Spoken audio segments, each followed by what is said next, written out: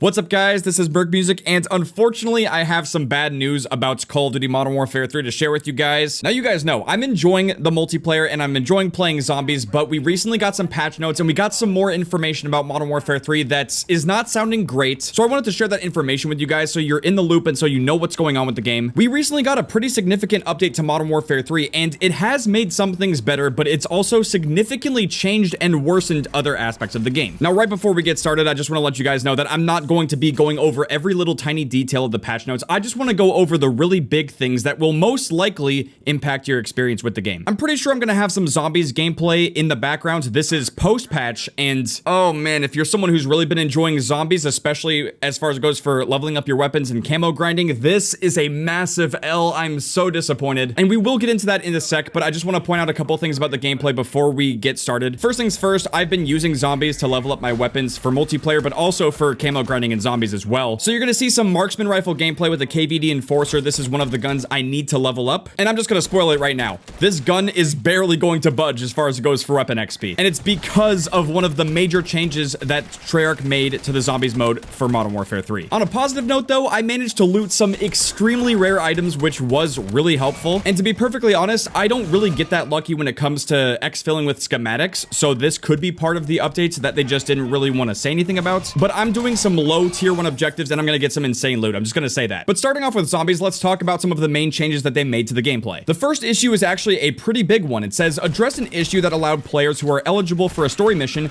to be automatically queued into one if a different squad completes a story mission exfil. Now, if you're confused about this or you don't know what it means, that's totally fine. But basically, in a nutshell, if you're someone who is progressing the story missions in zombies and you are further along than other people, pre-patch, if someone was doing an earlier story mission, it would stop your progression and then go back to an older story mission. That's basically what was going on. I actually have a buddy who is experiencing this issue, and he's really happy about the fact that this got patched, so that's pretty good. I'm gonna skip over this next one because it's not as important, but these next three are major changes to the zombies gameplay. So the first one is the cooldown for exfil activations has been increased to 2 minutes. Pre-patch, I believe the exfil activation cooldown was at roughly 30 seconds. Now, that wouldn't be as big of a deal if it wasn't for this next section in the patch notes. For the stability section of the patch notes, it says reduce the number of zombies that spawn at exfil locations to improve stability. Now, if you've been playing Modern Warfare 3 zombies, and I'm going to show you guys some pre-patch gameplay as well of what it used to look like. Pre-patch in Modern Warfare zombies, when you were at an exfil area, especially as the game progressed over time, there would be so many zombies spawning. We're talking like hundreds and hundreds of zombies spawning. It was amazing for getting XP, especially weapon XP, and it was also great for grinding your zombies camo challenges. Well, the number of zombies that are spawning right now, just based off of some of the early testing in the post-patch gameplay that you're going to see soon. Okay, to be fair, I should show you guys some of the exfil gameplay right now.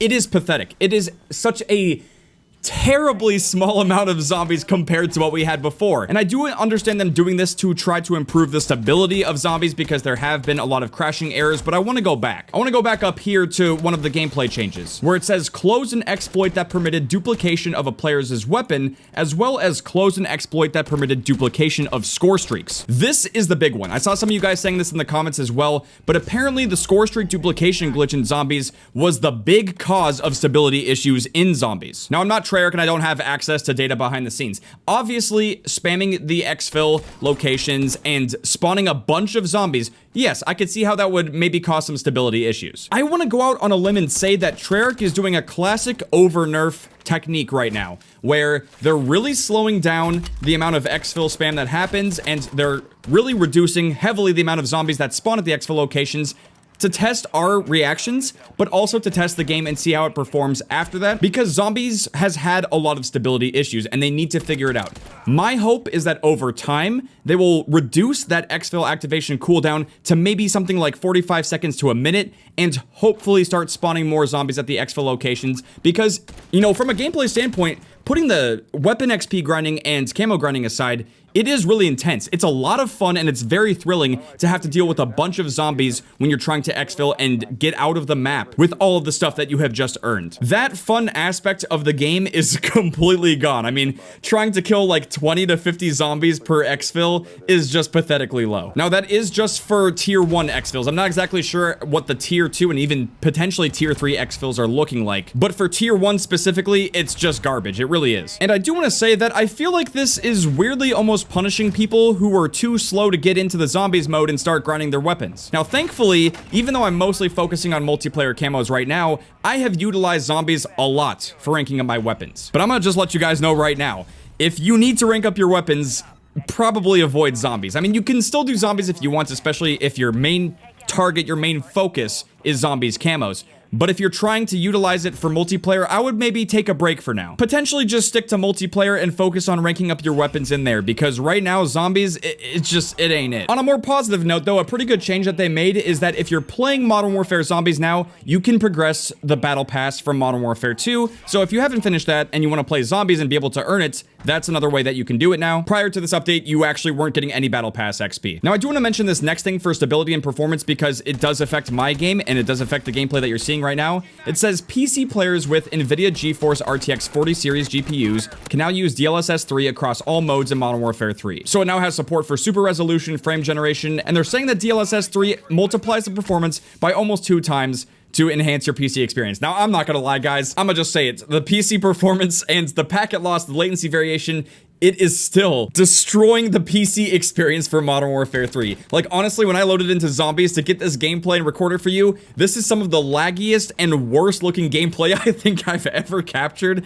and I'm really bummed out about it. Again, I'm really enjoying multiplayer in Zombies, and I'm gonna play through the latency issues, you know what I mean? But specifically for DLSS 3 support, I actually kind of feel like my game looks worse, but I want you guys to let me know. If you've been keeping up with my videos and you're watching the gameplay, does this look worse than previous videos? And I'm not talking about the lag that happens every so often because of latency variation. I mean, that's inevitable. I'm talking about purely like the quality of the gameplay itself. I feel like ever since this update for DLSS went live, I feel like my game actually looks more washed out, but I weirdly do feel like I'm getting more frames. But I'm not someone that's like freaking out over, you know, getting 20 more frames or 20 less frames than I typically do. I just want the game and the gameplay to look good for you guys, and as long as it looks good to me and it's playable, then I'm happy with it. Now, I do want to talk about multiplayer a little bit, especially some really major topics in a second, but real quick, I just wanted to talk about Modern Warfare 3's sales so far, because even though they're down 25% for physical copies in the UK, Modern Warfare 3 apparently still had some pretty strong sales, even though Activision hasn't really talked about it too much and hasn't really reported on it that much, especially compared to last year, because Modern Warfare 2 had such an incredibly strong launch. Now, in fairness, we do need to wait for some more numbers to potentially come in, but as of now, Modern Warfare 3 is the highest selling game on the PS5 in the UK. Now, again,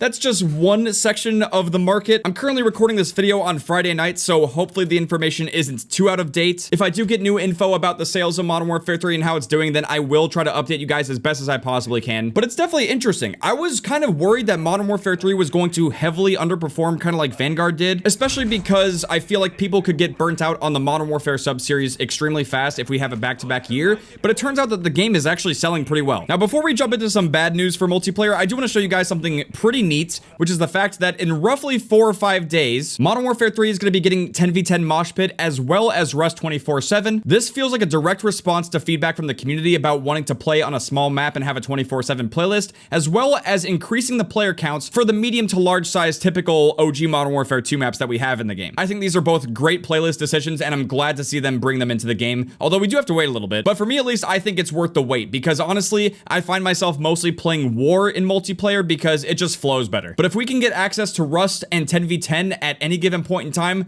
I feel like that could be pretty good. What I would also like to see Sledgehammer Games potentially do at some point is add War into the hardcore quick play playlist option, as well as 10v10 Moshpit and Rust. That way, if you're someone who prefers to play these types of playlists in hardcore, you could just simply do that. We haven't caught word about that, but I wanted to at least suggest that. But guys, the next couple of things I have to share with you about Modern Warfare 3 multiplayer, it's not looking good. And to be fair, I predicted all of these things, which you'll see in a sec. So Charlie Intel had tweeted saying Modern Warfare 3 will have the same seasonal prestige system as Modern Warfare 2 prestiges. They said they looked into things, but they have not changed it, and it's not traditional prestige mode. I called it, and I knew this was going to be the case, and apparently, the Sledgehammer Games devs actually wants to bring back traditional prestiging. But because of the crunch and the dev cycle for this game, they didn't have time to figure it out, and honestly, with the way that the armory unlock system and the progression works in the game, I don't really see how they could have made it work. But yes, as far as it goes for prestiging in Modern Warfare 3, it's gonna work just like Modern Warfare 2, I'm sure, where every single season you can rank up a little bit more and you can keep progressing your player XP as the seasons go on. We can still have seasonal content in the game, but we don't have to have seasonal leveling up. It's just goofy. I don't agree with it. I don't see the point of it. I will admit it's better than nothing, you know, like being stuck at rank 55, but still,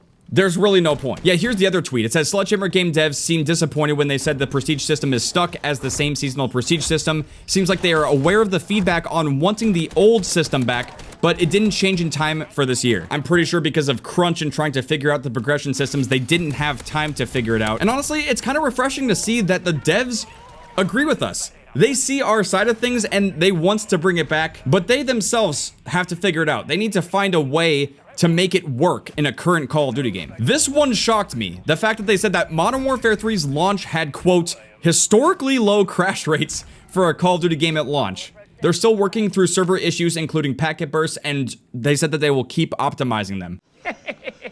Now, I will admit, I haven't crashed in multiplayer, I think once, but I have crashed in zombies a decent amount, which again is probably why we've seen some of those drastic changes to the zombies mode versus anything really changing drastically for multiplayer. But I will say this, packet loss, packet bursts, and the latency variation on PC is so gross. And I really do hope that they have a fix coming for it soon, because it's not like unplayable on PC, but the experience is just so much more degraded. And if you're someone who's playing this game on PlayStation or Xbox right now, just know that you've got it pretty good right now. I mean, I do play on PlayStation every so often, so I've gotten to see firsthand the difference between playing multiplayer and zombies on PS5 versus PC, and honestly, the game is running better on PS5 right now. It's crazy. I really do hope they can get this sorted out. Now, this is a pretty interesting one that I feel like flew under the radar, but it says Sledgehammer Games devs said they had some discussion about giving a bonus camo for finishing both Modern Warfare 2 and Modern Warfare 3 weapon mastery camos, but it, quote, created certain issues and that they might look at it in the future again. Rip Jeff. I'd imagine the biggest issue with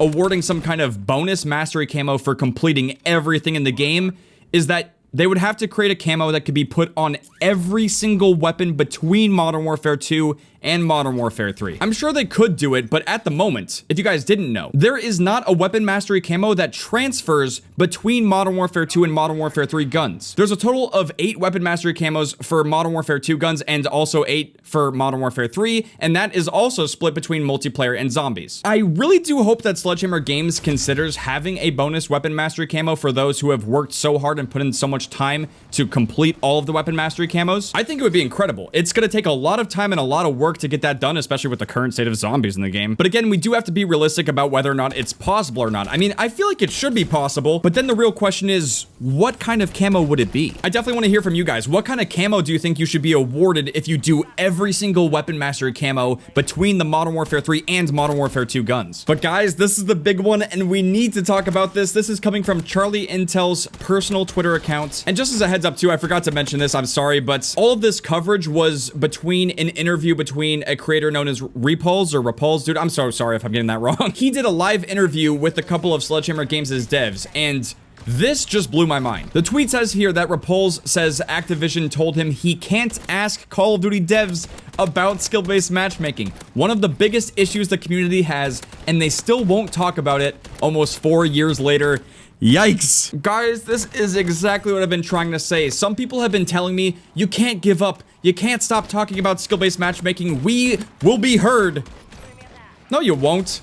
You silly gooses. They don't want anyone talking about it. This guy had a chance to straight up just ask the devs about skill-based matchmaking, but it was probably agreed upon before the interview even happened that he is not allowed to ask questions about it, that he can't put them on the spot, and that he can't bring up skill-based matchmaking. Now, I don't blame him for not asking about it, because if he were to, I'm sure he would have either gotten in a lot of trouble or potentially blacklisted from ever being able to do anything related to Call of Duty. But I wanted to share this information with you guys because it paints a very clear picture about skill-based matchmaking, which just proves at this point that skill-based matchmaking is integral to the success of new Call of Duty games, and that's why they will not talk about it, they won't tweak it, they will not remove or reduce it. This is the point I've been trying to get across to you guys. The strength of skill-based matchmaking in these new and current Call of Duty games, it has to be working, because like I said in my video where I was talking about Modern Warfare 3 multiplayer, If it wasn't working, then they would either remove it or change something about it. And technically, this other tweet from Charlie Intel does prove that point even further. He had tweeted 1 week after Modern Warfare 3's launch, there's some interesting stats. Modern Warfare 3 players across all modes are playing more hours in-game compared to Modern Warfare 2. That's the average hours per user. Modern Warfare 3 players are averaging more time playing the campaign compared to Modern Warfare 2's campaign last year as well. He also goes on here to say that Rust is the #1 multiplayer map by matches played, and Terminal is the #1 multiplayer map by hours played. And this is coming directly from Activision. They have the data, they have the numbers, and they know what's working and what's not. Now, obviously, us as players and as a community, I feel like we are mostly against skill-based matchmaking for casual playlists, you know what I mean? We would like to see the skill-based matchmaking get reduced or removed for casual multiplayer. But guys, again, the tweet.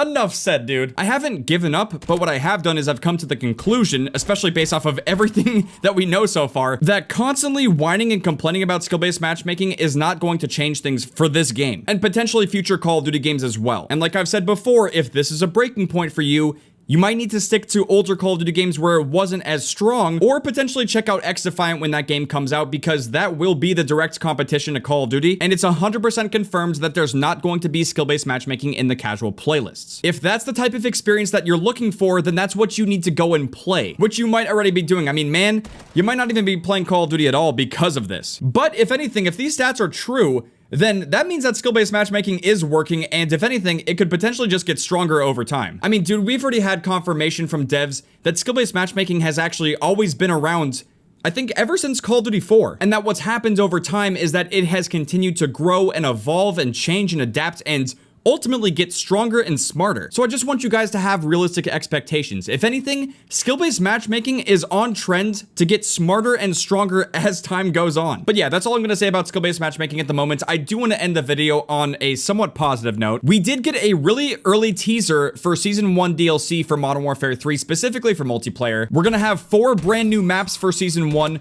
2 of them are going to be at the launch of Season 1. One of them is called Greece, and the other one is called Meat. And then later in the season, we're going to get a new map called Rio. And also at the launch for Season 1, we're going to get a brand new gunfight map called Training Facility. And Charlie Intel is saying that the Season 1 launch for Modern Warfare 3 is going to be early December. So it might actually be coming up pretty soon. And again, all of these maps are brand new. They're not remakes or remasters of old maps. But we will most likely get that later on in the game's lifecycle. And if I'm not mistaken, at Season 1, we're also going to be getting access to a new wonder weapon in Zombies, as well as the launch of Warzone 3. I don't know if they're calling it that, but Urzikstan is going to be the playable map for Warzone. So yeah, Season 1 is actually looking pretty good for Modern Warfare 3, and I'm really interested to see how these maps will play out and how the game's going to continue to progress over time. So with that being said, thank you guys very much for watching. Again, Zombies, they gotta figure it out, man. They need to find that balance between the game being too crazy and too exploited and potentially causing stability issues and crashing versus the game basically having no zombies to kill and just being boring. And as far as it goes for multiplayer, again, it seems like Sledgehammer Games is just working extremely hard